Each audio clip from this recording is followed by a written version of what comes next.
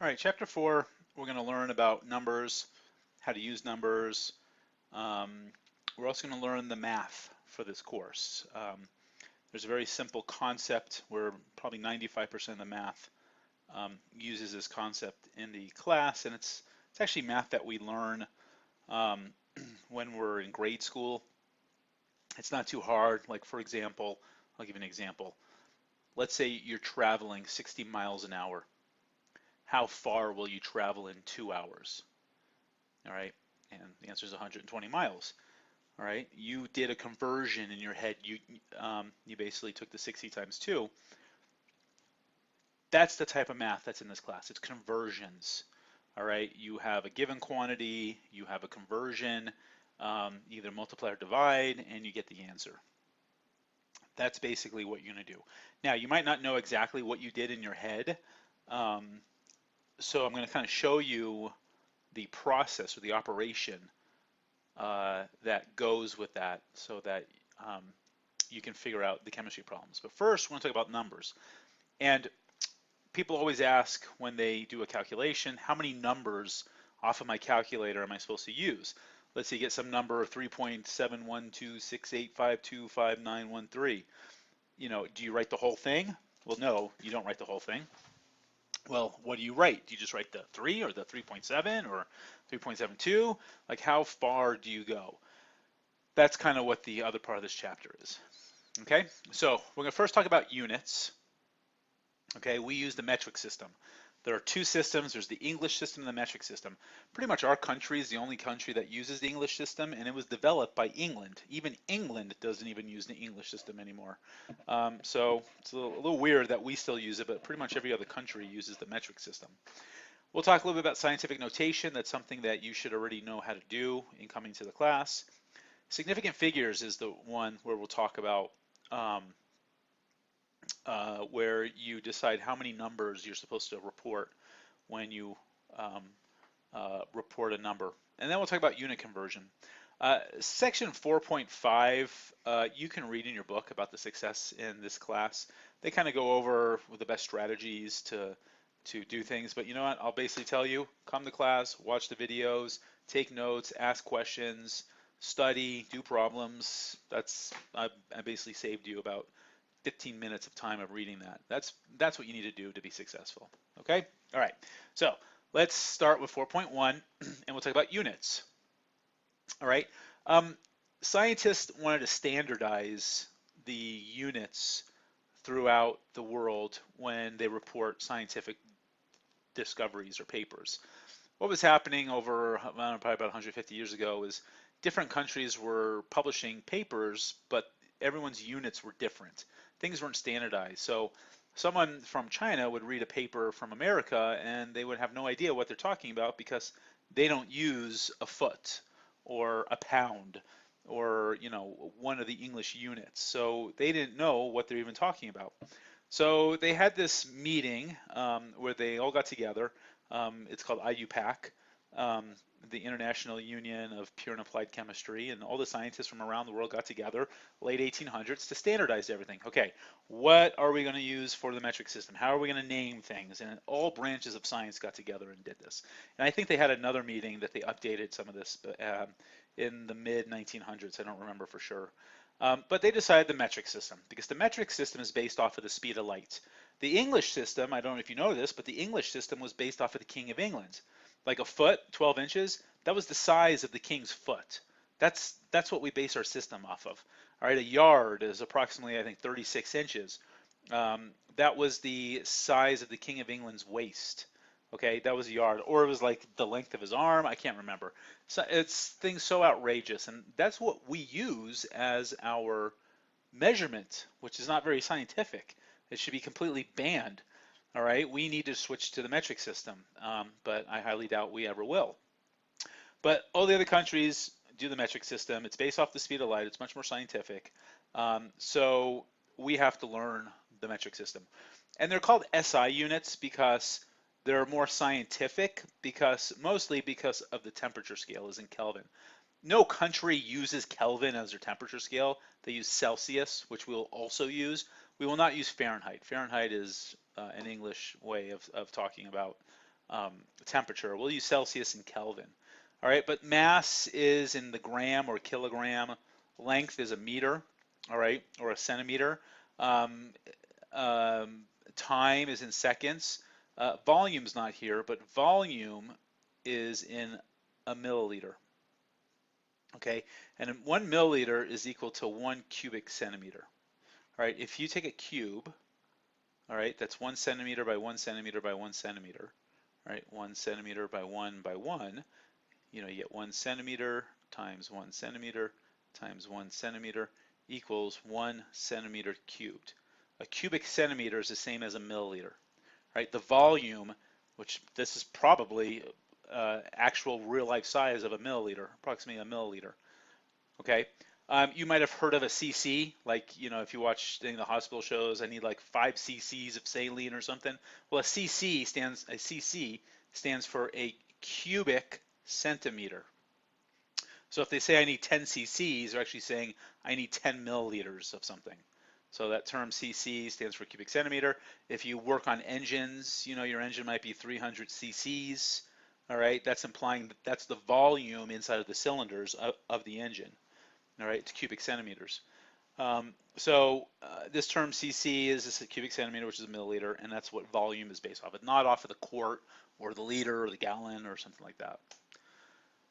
Okay, this now kind of goes more into the measurements. So, for example, this kind of defines mass.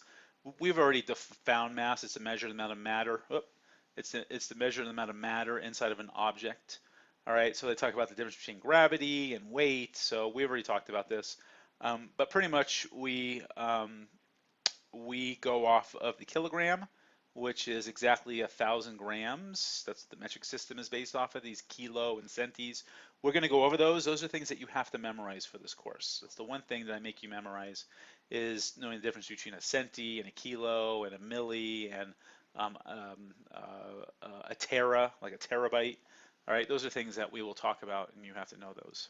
All right, length is based off of the meter or a kilometer. Okay, so the SI unit for length is meter, which is probably familiar to you, even if you don't use it every day. Like people have heard the meter, the 100-meter yard dash. Okay, if you're an athlete, or in a swimming pool, they usually have meters. Marathon is in meters, or I'm sorry, kilometer. Seconds, that's not any different. Doesn't matter where you are in the world, we use seconds. All right, these are the conversions. These you have to memorize. Now I have an easy way for you to memorize them. They're mostly here on the right-hand side. This is kind of what you should make flashcards. All right, and these are the 2, 4, 6, 8, 9 different units that I want you to memorize. Okay, and I'll just kind of quickly do some of them. So for example, let's say I have a gram. All right, 1 gram. Okay. Well, a kilo is larger than a gram. Okay, a kilo is 1,000 times larger. So so it's 1,000. All right, 1,000 is kilo. All right, so there's 1,000 grams in 1 kilogram. All right, I kind of have that here in meters. 1,000 meters. So if the base unit is meters, so in my example here, my base unit is grams. And then I'm going to change it to a kilo, a mega, a micro, a nano, a milli, whatever, but it's still a gram. That's the base unit, okay? So everything from here on up is larger, all right? Everything from the deci down to the nano is smaller, okay? So what I would do is I'd make flashcards. I would say a kilo, 1 kilo of anything. It could be a kilometer, a kilogram, a kiloliter, a kilosecond, all right, whatever it is, 1 kilo of anything is 1,000 of those things. All right, so if I have a kilo of dollars, I have $1,000. Okay, so this is kind of what you need to memorize. And I make flashcards. I don't think this is worth memorizing, these little numbers here. I don't think you should memorize this part of it. I think you should memorize this part of it. Okay, so a mega, 1 mega is equal to 1 million.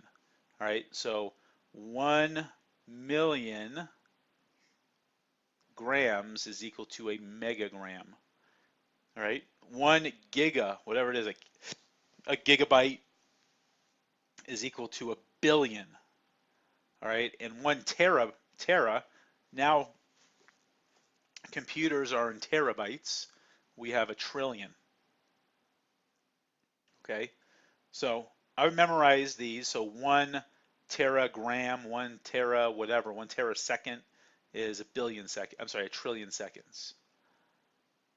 Okay, now the smaller ones is the exact opposite. Rather than 1 of my base unit, my base unit is equal to 1. So in this case, 1 gram is equal to 10 decigrams.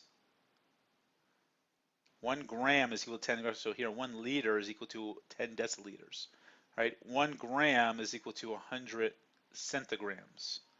1 gram is equal to 1,000 milligrams. Right? 1 gram is equal to 10 to the 9th nanograms. We're going to nano. Okay, there's micro. Micro has this funny looking U. All right, that's micro. All right, so this on the right is what you should memorize, make flashcards. One, and then just pick one base unit, grams. I'll just do grams. All right, change all these to grams. 1 gram is equal to how many centimeters? All right, so 1 gram is 100 centigrams. 1 gram is 1,000 excuse me, milligrams. Okay, so that's what you should do. All right. Next is the Celsius scale. Celsius is in Kelvin. All right. Kelvin is absolute zero. It refers to the motion of the particles. All right. Absolute zero is where all molecular motion has completely stopped. That is technically absolute zero. The Celsius scale, I think it's on the next slide, but let's just write it. It's 9/5 Celsius. I'm sorry, Fahrenheit. Fahrenheit plus 32. All right. So that's, there it is. So that's the equation. I will supply this equation for you. This equation is the temperature in Celsius. You can figure this out based off of the algebra on this. All right, so I'll give you this and you can figure out. So I'll do it as Fahrenheit. Oh, I'm sorry. You know what? This is incorrect. All right. This is the correct equation. All right, the Fahrenheit equals 9/5 Celsius plus 32. I think I had that backwards. Yeah, I apologize about that. Your Fahrenheit is equal to 9/5 Celsius plus 32. Okay, kind of a quick way of doing this. Let me show you a quick way. If you ever travel, this is kind of a really neat equation to actually memorize. It's very similar to here. So 9/5 is like 1.8, which is pretty close to 2. So you kind of make this number a little bigger, so then you make this a little smaller, make it 30, so it's even. So if you go to Italy, let's say, and they say it's 25 degrees Celsius outside, you'd be sitting there thinking, wow, that's pretty cold. I probably should get a jacket or something, right? Well, this is a quick equation, all right? So 25 Celsius, multiply it by 2, and then add 30. So 25 times 2 is 50, plus 30 is 80. So it's actually 80 degrees Fahrenheit, okay? Now, if you were to plug it into this equation, all right, let me do that real quick, just to kind of show you how close it is. It's not exact, but you know what? If you're traveling, you don't really care about the exact temperature. You just want it pretty close. So if you do it this way, you get 77 degrees. It's actually 77 degrees. Okay, so it's 3 degrees less. So, but it's pretty close. All right, on the test, I want you to do this. All right, now if you want to check your work, maybe use this just to see if you're right. Okay, so that's kind of a quick equation that I think is worth knowing, especially if you like to travel. All right, we're going to stop it there, and we will pick up 4.2 on the next video.